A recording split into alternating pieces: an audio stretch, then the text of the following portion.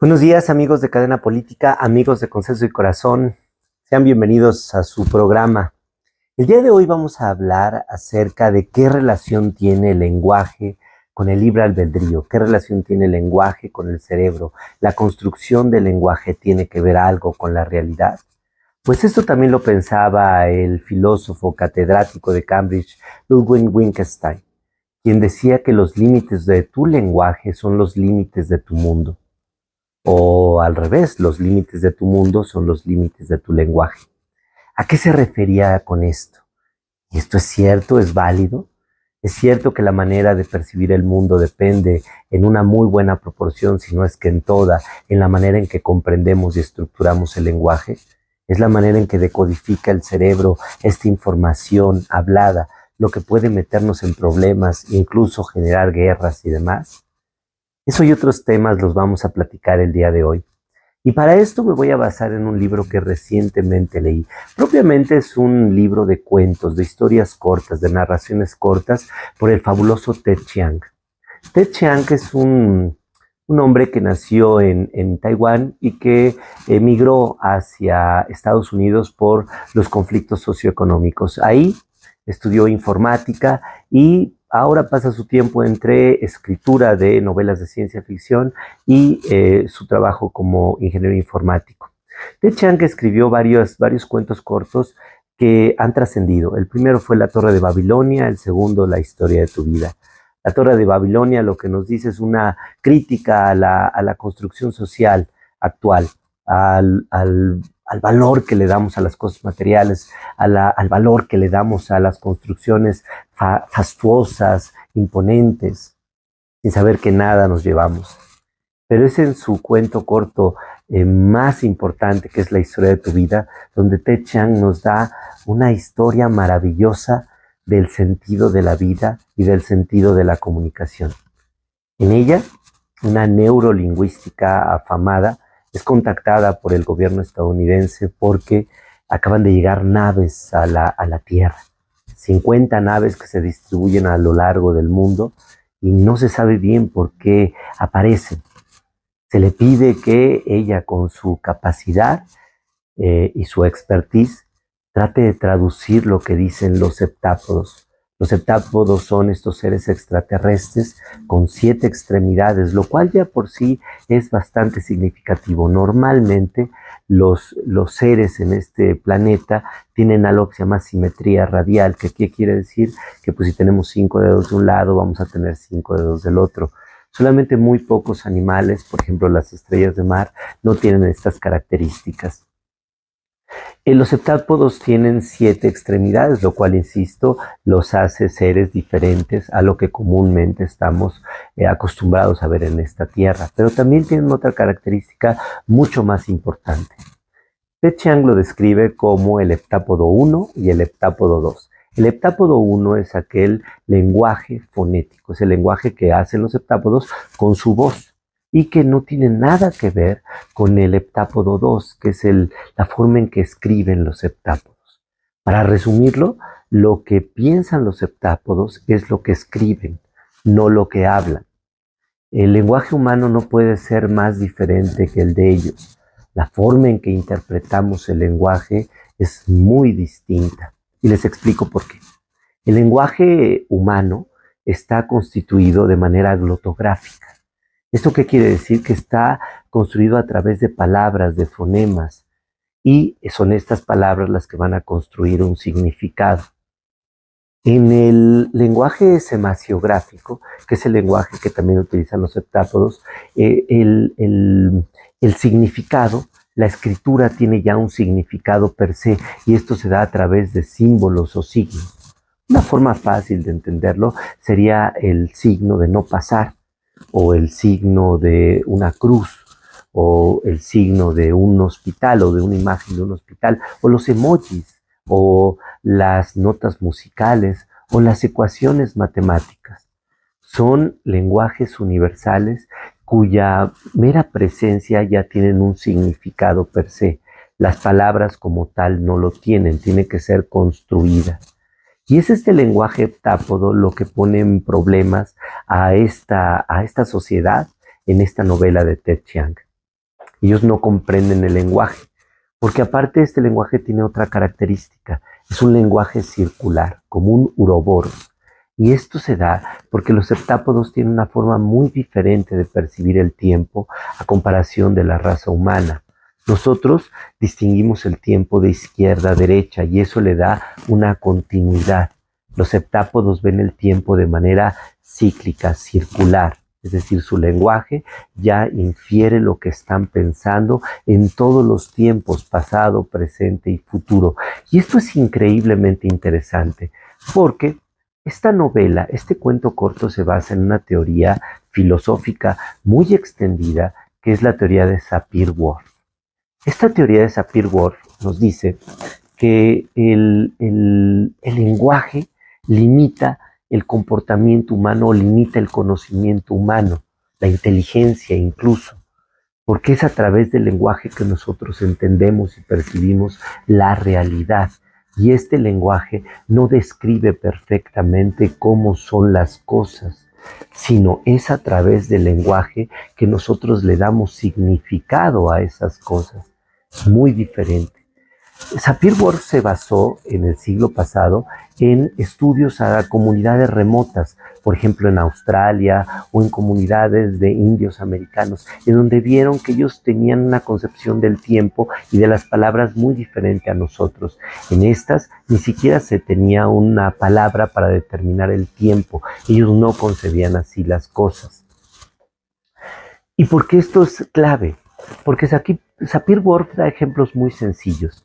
En China, los orientales ven el tiempo de arriba hacia abajo, mientras que nosotros lo vemos de izquierda a derecha. Pero en el lenguaje de los islámicos se da de derecha a izquierda, y esa es la forma en cómo escriben. Para los mayas el tiempo se representaba en grande y pequeño. Sapir-Whorf menciona que los conflictos en la humanidad, las guerras y los desacuerdos se dan porque la forma en que interpretamos el lenguaje de una sociedad a otra puede ser muy diferente. Lo que para nosotros puede ser una palabra dulce, para otra cultura puede ser completamente distinta la apreciación de la realidad. Pues en esta novela Ted Chiang lleva la teoría de Sapir-Whorf a una revolución completamente diferente. Él dice, insisto, que llegan unos alienígenas que hablan un idioma completamente distinto, un reto para la xenolingüística, ¿no? Aquellos idiomas que son de otro planeta. Y es entonces cuando esta neurocientífica Louise es llamada para poder descifrar este lenguaje. Ted Chiang nos dice que qué pasaría si esto se llevara al extremo. Pues lo que pasaría sería miedo, desconocimiento, terror, ante no saber cuáles son las intenciones de estas personas. Pero se pone aún peor. Conforme Luis empieza a conocer el lenguaje de los septápodos, empieza a pensar como ellos. Y la teoría de Sapir-Whorf lo dice también. Cuando nosotros aprendemos un nuevo lenguaje, estamos en realidad reconfigurando nuestro cerebro de una manera completamente diferente. Tenemos literalmente que recablear nuestro cerebro para poder aprenderlo y comprenderlo como tal. Por eso se dice que las personas que hablan varios lenguajes en realidad tienen un nivel de inteligencia mucho mayor al promedio, porque pueden captar la realidad de diferentes perspectivas. Luis, al empezar a aprender el lenguaje heptápodo y al comprender que su lenguaje se mantenía en el pasado, el presente y el futuro, pues pasa lo lógico y empieza a percibir la realidad de esa manera y empieza a ser acosada por alucinaciones que al principio de la novela se nos presentan como si fueran recuerdos del pasado. Y Denis Villeneuve, quien en 1916 logra la adaptación de esta novela a su brillante película The Arrival, La Llegada, él también construye estas alucinaciones que tiene Luis como fragmentos del pasado. Y es conforme se va desarrollando la trama, cuando nos damos cuenta que Luis en realidad está viendo imágenes de un futuro que todavía no ha acontecido. Ve a una hija de la cual va a estar enamorada profundamente, pero la va a perder también. Va a ver su vida con Ian, su pareja, el físico matemático que junto con ella tratan de descifrar el diálogo o el lenguaje de los septápodos. Conforme avanza la novela, estos vericuetos se van poniendo cada vez más complejos, porque resulta que cuando le piden a Luis que ya defina cuál es la intención de los septápodos, ellos refieren que su intención es que nosotros los ayudemos, porque 3000 años en el futuro la humanidad va a ser necesaria para que ellos puedan sobrevivir. Y lo que nos quieren otorgar es su mayor privilegio, que es el lenguaje o su arma. Esto causa conmoción en la población mundial porque el significado de arma para nosotros tiene connotaciones bélicas, connotaciones de agresividad, de lucha, mientras que para los septápodos era una forma de ayuda para desarrollo de la humanidad. Es entonces cuando viene el clímax de la película. Al iniciarse las hostilidades contra los extraterrestres y muy probablemente terminar en una catástrofe de proporciones épicas, Luis tiene una visión nuevamente. Ella sabe que puede salvar esta situación si puede convencer a todas las naciones de trabajar como una sola. Ella sabe que los septápodos no requieren a Estados Unidos o a Francia o Inglaterra, requieren a la humanidad como tal para poder ayudar. Y es entonces cuando, con una alucinación del futuro acerca de una conversación que tiene con el líder chino, que él comenta que las guerras solamente dejan viudas, es cuando ella recuerda el teléfono de este dirigente y le llama. Y es ahí cuando el conflicto cesa. Pero esta novela, este cuento corto, va mucho más allá de solamente una novela de ciencia ficción o de una película de ciencia ficción. Nos da la clave del entendimiento del libre albedrío. Luis se enfrenta a una paradoja, la paradoja de la decisión. ¿Qué pasaría si tú pudieras conocer no solamente tu pasado, sino conocer también perfectamente el futuro? Y tuvieras la oportunidad de cambiarlo, ¿lo harías? Luis se presenta con esa paradoja. Ella sabe que su hija va a nacer y que va a experimentar la mayor alegría que un ser humano puede tener, pero sabe que también va a ser afectada por una enfermedad incurable que al final la va a matar. ¿Qué harías tú? ¿Decidirías tener a tu hija a pesar de saber este dolor terrible? ¿O decidirías tomarlo? Pues Sapir-Whorf tiene dos teorías al respecto.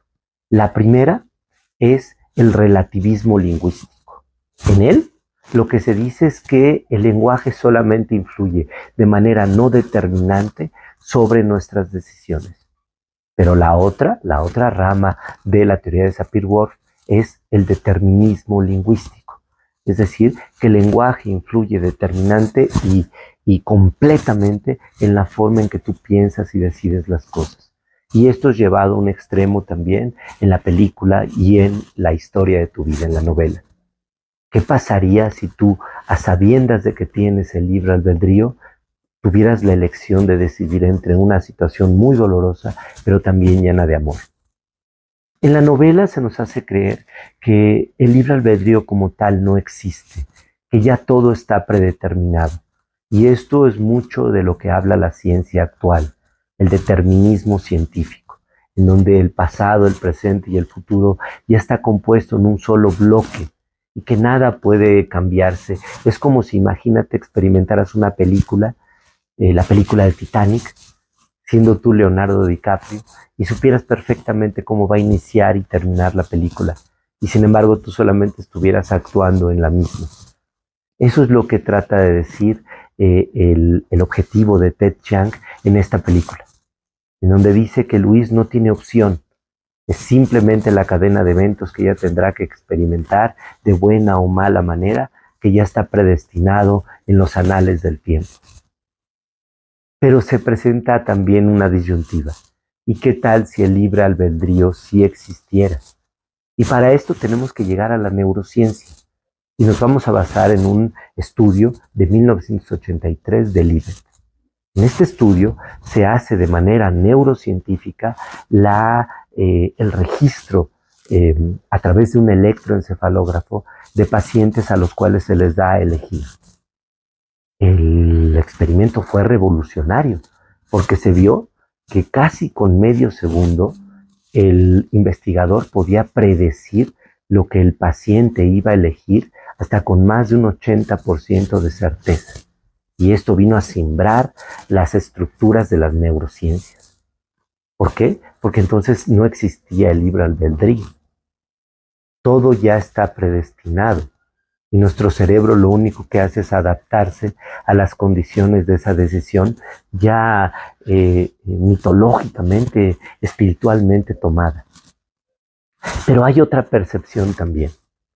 Las neurociencias y propiamente los neuropsicólogos hablan de que esta decisión primigenia, que no puede ser encontrada conscientemente en los estudios electroencefalográficos, es porque ésta se toma completamente en el subconsciente. ¿Recuerdan? En la programación cerebral, en el tallo cerebral se cree que ahí es donde se lleva a cabo la primera elección. ¿Qué quiere decir con esto y por qué es tan revolucionario?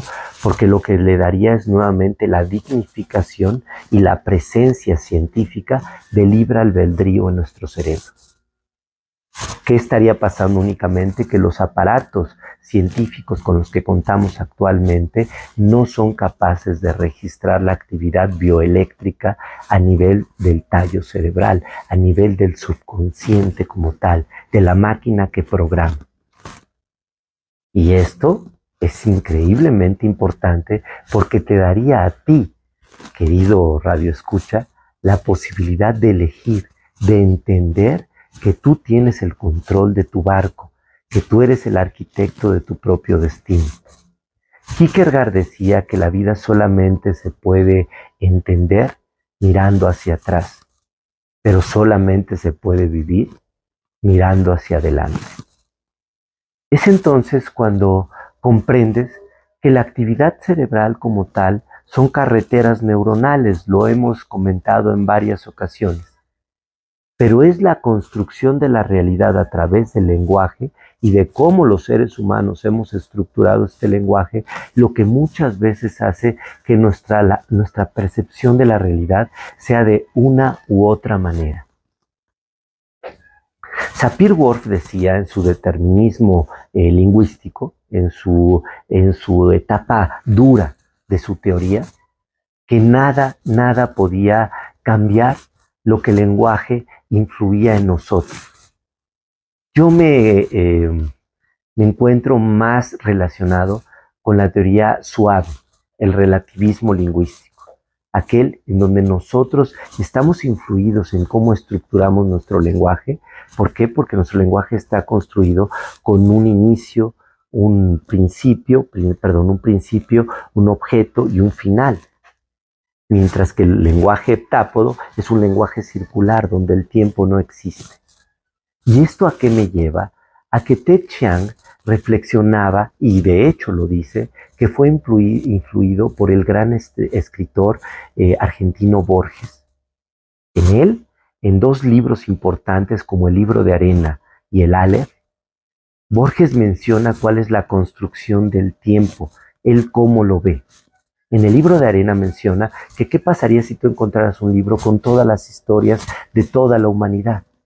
¿Qué harías para cambiarlas? Nuevamente el tema del libre albedrío, pero en el Aleph va un paso mucho más allá. En este describe un punto singular, un punto omega, donde confluye el pasado, el presente y el futuro, donde todo converge, donde todo existe y no existe a la vez, donde tú puedes mirar el universo entero. Y ese es el Aleph.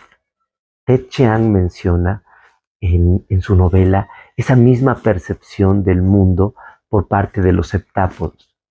En su lenguaje, ellos describen a la realidad viéndola como un todo, como una comprensión entre el pasado, presente y futuro de una manera compleja.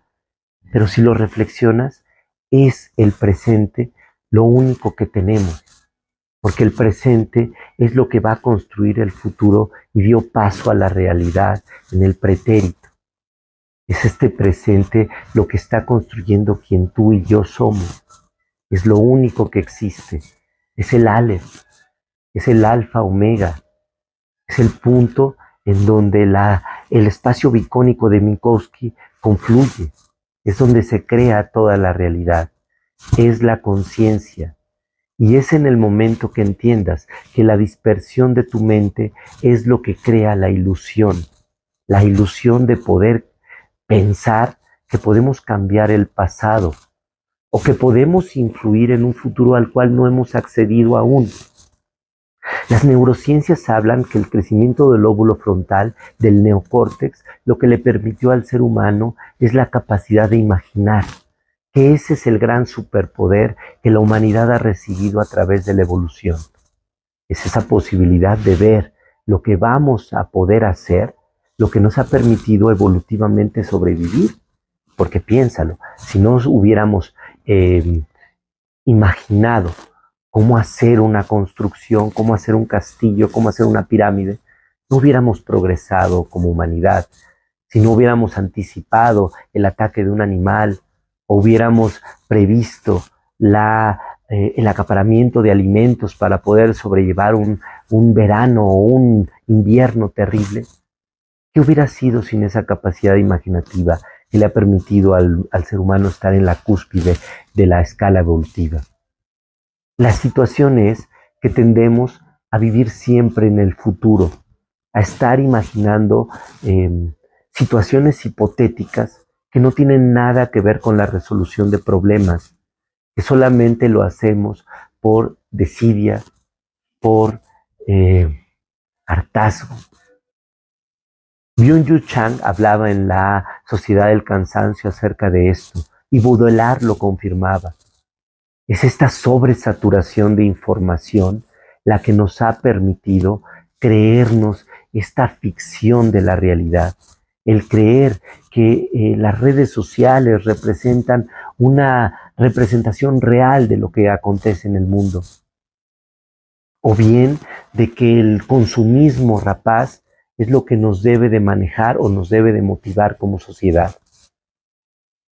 Es entender que el amor, la cooperación y la convivencia real, lo que nos define como humanidad y el fin mismo de la sociedad.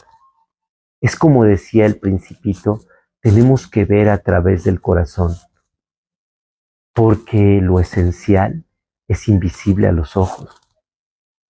Es entender que no tenemos que tener un lenguaje que nos defina y que nos permita comunicarnos con otros. Es como decía Víctor Hugo, las almas no se conocen por su apariencia, se conocen por su vibración. Es encontrar a tu otra mitad, encontrar a una persona que entienda y perciba el mundo como tú. Es formar un egregor de amistad y solidaridad, de empatía, de convivencia, de amar a otra persona por el simple hecho de quererla ver bien, no de obtener algo, de ser verdaderos curadores de la vida de alguien más, de poder entender al mundo como lo ve Ted Chiang, ver al mundo como un lenguaje que nos integre como sociedad y no nos separe de la misma, darle el justo valor a las palabras que evidentemente construyen y ayudan a entender el mundo. Pero no hay más que la intuición, que el amor, como lenguaje universal, lo que nos permitirá salir adelante como sociedad. ¿Y qué les parece? ¿Para ustedes existe el libre albedrío o no? ¿Creen que todo ya está predeterminado como una historia, como una película, que solamente somos partícipes como meros espectadores creyendo que tenemos una voluntad verdadera? ¿O creen como yo que el libre albedrío existe, que no hemos sido capaces de encontrarlo y describirlo científicamente, pero que ahí está, latente, para hacernos una vez más entender que tú eres el arquitecto de tu propio destino y que tal vez, solo en las profundidades del invierno te darás cuenta que dentro de ti yace un verano invencible? Atrévete a soñar conmigo, atrévete a creer, insisto, que debes de leer, que debes de aprender, que debes de cuestionar tu realidad, que debes de cuestionar tu presencia en este planeta, que te debes de hacer la pregunta más importante de todas. ¿Quién soy yo? ¿Cuál es mi papel en la arquitectura de este universo? Con eso, amigo, me despido el día de hoy, deseándote el mejor de los días y creyendo de verdad que todo reside aquí, que somos materia, pensamientos y sentimientos a través del tiempo. Recuerda, eres más un proceso que un objeto. Eres un elemento cambiante y maravilloso que día a día se puede reconstruir. Créelo.